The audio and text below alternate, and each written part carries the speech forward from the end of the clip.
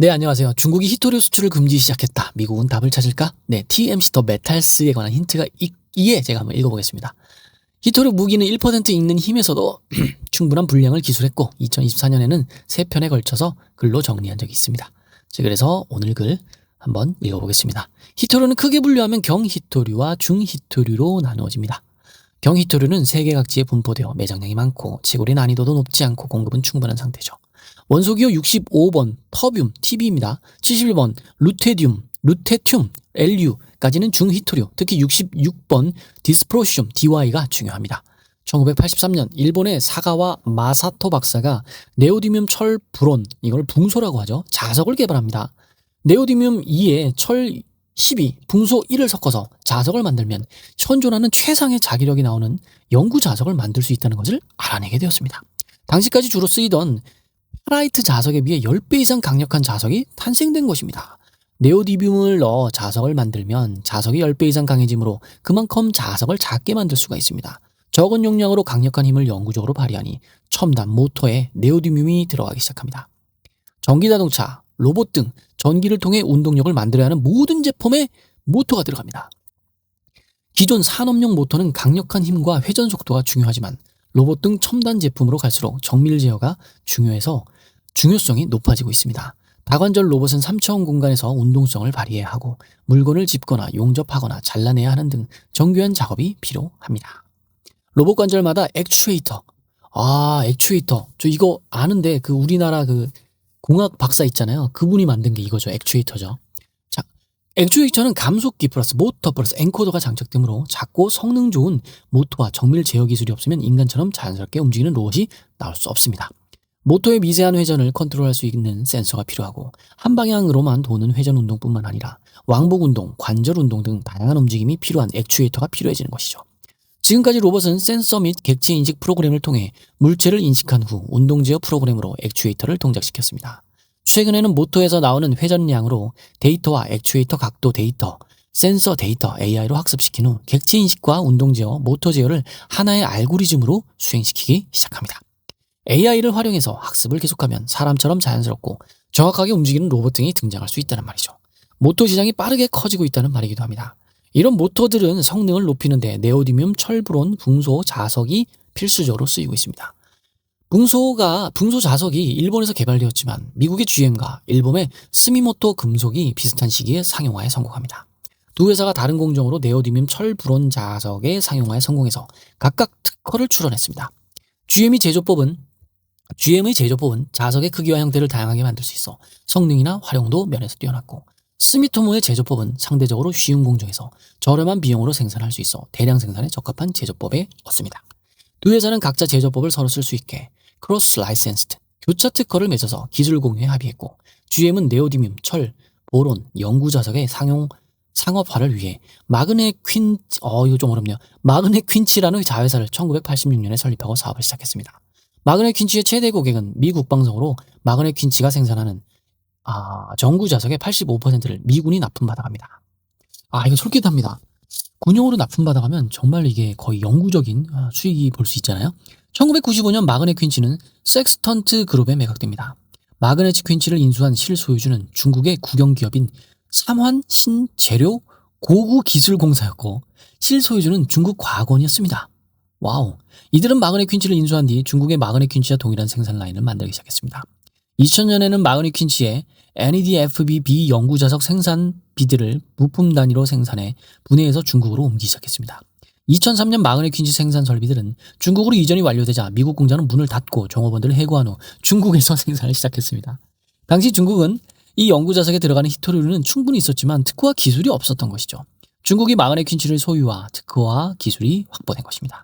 2010년이 되자 중국은 전 세계의 연구 자석 생산의 75%를 차지하는 세계 1위 생산국이 됩니다.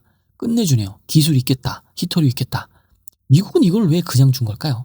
계속 읽어보겠습니다. 덩시아오핑은 중동에 기름이 있다면 중국에는 히토류가 있다 라는 말을 하며 히토류 자원을 확보하고 광맥을 본격 개발하기 시작합니다.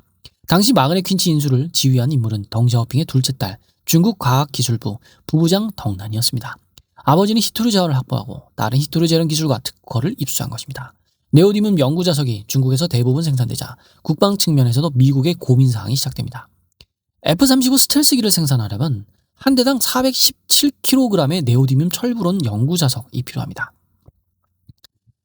아, 이게 결국 스텔스기 그거네요. 전자파의 그 차단을 막아주는 거. 강력한 자석으로 그걸 휘게 하는 걸까요? 전자파를?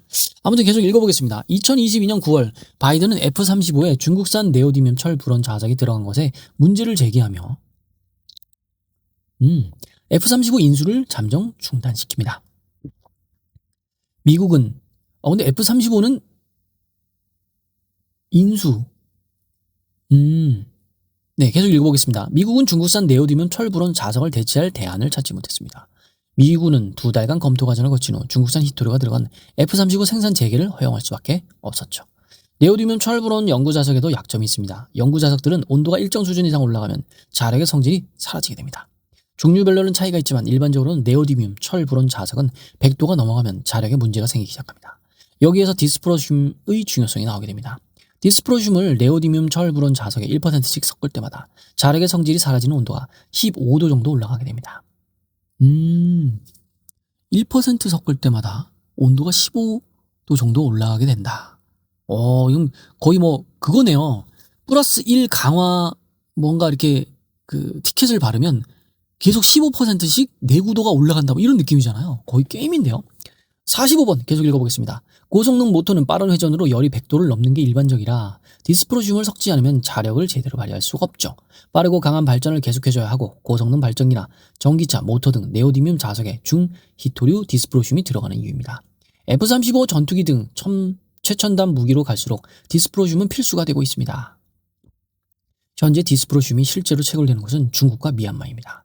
미얀마에서 채굴되는 디스프로슘은 중국으로 넘어가서 중국이 생산하는 디스프로슘의 65% 이상을 차지하고 있습니다. 65%면 그냥 전국 1위 아닌가요, 이거? 중국이 미얀마의 디스프로슘이 생산되는 지역에 반군을 지원하며 분리 독립을 노리는 이유죠. 이것도 국가 먹으려고 하네요. 네, 느낌이 오네요. 중국 장시성에서 디스프로슘이 생산되고 있습니다. 다른 히토류와 달리 디스프로슘은 생산되는 지역이 퇴적층이 발달한 일부 지역으로 한정되어 있습니다. 여기서 잠깐 끊고 얘기하면 현재 무슨 문제가 있으면 대부분 과거에 영국이 관련이 있었죠. 현재 무슨 문제가 있으면 아시아권에서는 대부분 중국이 관련이 있습니다. 계속 읽어보겠습니다. 전 세계에서 중국과 미얀마 외의 디스프로슘은 육지에 매장된 곳이 러시아와 시베리아 지역 그리고 그린란드 정도입니다. 러시아는 톰토르 광상에 디스프로슘이 매장되어 있지만 러시아는 다른 천연자원이 풍부하기 때문에 히토류 개발에 적극적인 상황은 아닙니다. 자원 깡패인 호주와 미국은 본토 내에서 디스프로슘이 상업적으로 매장된 광산을 발견하지 못하고 있습니다. 광산이라 광상이라 그러네요. TOMTOR입니다. 자, 디스프로슘이 상업적으로 매장된 것이 확인된 지역 중 서방권에 속하는 곳은 지구상에는 그린란드 수준입니다. 네, 이거는 익히 알고 있죠, 우리가. 트럼프가 그린란드에 욕심을 내는 이유는 북극해의 패권 외에, 북극해의 패권은 이제 얼음이 녹아서 러시아와 같이 북극해를 장악하는 그것도 있는데 디스프로슘도 확보되어 있습니다. 그린란드를 이거를 어떻게든 미국으로 편입하면 미국은 끝내주는 나라가 되네요. 그린란드에는 전 세계 중히토류의 44%가 매장된 세계 최대 규모의 중히토류 광산들이 있습니다. 그린란드의 크바네 벨트 광산과 탐브리즈 광산이 그린란드의 히토류 매장량의 투탑 광산입니다. 그린란드 남부에 위치한 크바네펠트 광산은 경히토류와 중히토류의 우라늄, 아연 등으로 11억 톤 이상 매장된 세계 최대급 광산입니다. 탐브리즈 광산은 매장량 4.4억 톤으로 크바네펠트보다 작지만 중히토류인 디스프로슘, 테르뷴 등의 함유량이 많은 중히토류 광산이죠. 크바네펠트 광산은 그린란드 미네랄이 주축이 되어 개발을 추진하고 있었습니다. 그린란드 미네랄은 호주 기업이지만 최대 주주가 중국 기업 성화자원이라 중국계 기업으로 봐야 합니다. 여기도 중국이 있죠. 총선에서 여당이 이겼으면 크바네펠트 광산이 중국 주도로 개발되며 중히토류 시장에서 중국의 독점력이 더욱 강화될 수 있었던 상황입니다. 야당이 그린란드 총선에서 승리하자 크바네펠트 광산 개발은 보류가 됩니다. 중국이 광산 개발 보류에 항의해서 소송을 시작했지만 쉽지는 않은 상황입니다. 중히토류가 직접적으로 집중적으로 매장되어 있는 탐브리즈 광산은 미국 광물 개발업체인 크리티컬 메탈스, 여기서 나오는군요. 크리티컬 메탈스가 인수를 합니다. 네, 여기서 TMC 더 메탈스가 나오게 되는 거군요. 1년에 디스프로슘이 1000톤 정도 생산되고 있는데 디스프로슘만 760만 톤이 매장된 광산을 미국 기업이 확보한 것이죠. 와우, 1000톤 중에 760만. 탐브리지 광산은 채굴 허가가 이미 난 상태라 빠른 시일 이내에 디스프로슘 생산이 가능한 것으로 전망되고 있습니다. 문제는 환경오염입니다. 디스프로슘은 채굴 과정에서 환경오염이 극심하고 이것을 재련하는 과정에서도 추가적인 환경오염이 크게 발생됩니다. 그린란드는 인구가 5만 명대라 환경오염으로 인한 주민 피해가 적지만 히토르 채굴을 허용하는 것은 다른 문제죠. 미국이 환경오염을 최소화하면서 디스프로슘을 확보하는 다른 방법이 있습니다. 디스프로슘 농도가 높은 퇴적층이 발달된 곳이 있습니다.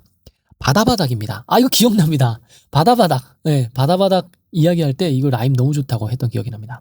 태평양 해저의 진흙층에도 디스프로슘이 고농축된 지역들이 있습니다. 육상과 해저의 히토류는 만들어져 농축되는 과정이 다릅니다. 육상의 히토류는 마그마 활동으로 만들어지는데 토륨과 우라늄 같은 방사능 물질도 같이 농축됩니다. 히토류를 추출하는 과정에서 이런 방사능 물질이 폐기물로 남아서 환경과 건강 문제를 일으키게 되죠. 해저의 히토류는 생산 과정이 다릅니다.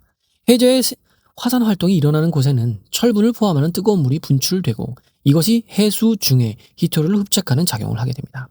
육주에 끼는 물때와 비슷하게 화산 활동을 하는 해저 근처에 디스프로슘이 오랜 시간 걸쳐서 쌓이고 농축이 되는 것이죠. 해수 자체에 포함되는 히토류가 바닥에 쌓이며 농축되기 때문에 토륨 등 방사능 물질이 포함되지 않습니다. 이곳의 해저 진흙을 인양하면 방사능 물질이 포함되지 않는 히토류만 채굴이 가능할 것입니다. 일본은 이미 배타적 경제 수용 내에 디스프로슘이 대량으로 매장된 지역을 2011년에 확보하였습니다. 일본은 미나미토리 섬 인근에 디스프로슘이 경제성이 있게 농축된 지역을 발견했고 전 세계 730년 쓸 수 있는 매장량을 확인합니다. 730년이요? 73년도 아니고. 문제는 가성비와 재련입니다. 중국산 히토류를 사오는 것에 비해 비싼 비용이 들어가고 채굴뿐만 아니라 재련 과정의 환경오염도 문제입니다. 일본은 해당 지역 개발을 2028년으로 미루고 히토류 재고를 충분히 확보하는 방향으로 움직이고 있습니다. 가만히 있을 트럼프가 아니죠. 트럼프는 심해 광물 채굴을 허용하는 행정명령을 검토하고 있습니다. 미국도 일본과 비슷한 히토류 매장 지역들을 발견했지만 위치가 미국 관할권을 벗어난 공해입니다. 각국의 관할권 밖에 있는 해저 지역에서 상업적 목적의 채굴은 UN 협약으로 금지되어 있고 탐사 목적도 ISA의 승인을 받아야 합니다. 트럼프는 UN 국제해저기구를 우회해서 미국 상무부 해양대기청의 채굴 허가를 받도록 행정명령을 내리겠다는 것이죠.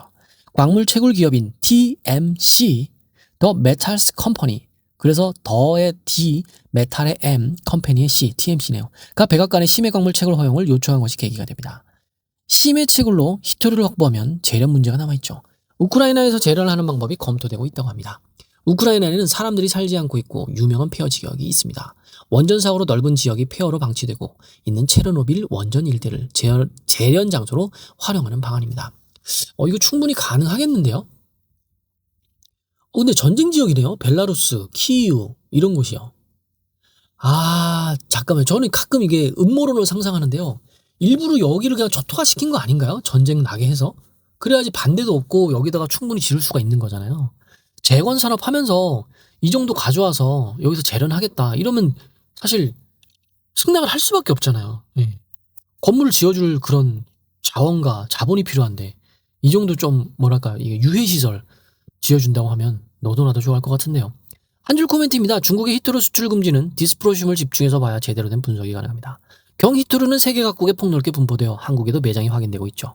중히토류인 디스프로슘은 매장지가 몇 군데 없고 재련의 환경오염이 심해서 중국 독점 상품이 되고 있습니다. 그린란드 광산 또는 심해 채굴로 확보한 디스프로슘을 우크라이나에서 재련하는 방법이 검토되고 있죠. TMC 요거 댓글 한번 볼까요? 최근에 달린 댓글. 여기 있습니다. 별로 없네요. 자, 스프링님의 댓글입니다. 생뚱맞지만 책 읽다 보니 중국이 2025년 계획이었던 원자로 100기 이상 건설은 많이 미뤄지는 거겠죠? 메르님의 댓글 달아주셨네요. 와우. 현재 89기인데 매년 8기씩 계속 건설하겠다니 2년쯤 지연된 것 같네요. 이렇게 달렸습니다. 네, TMC 다음 주에 한번 노려보겠습니다. 감사합니다.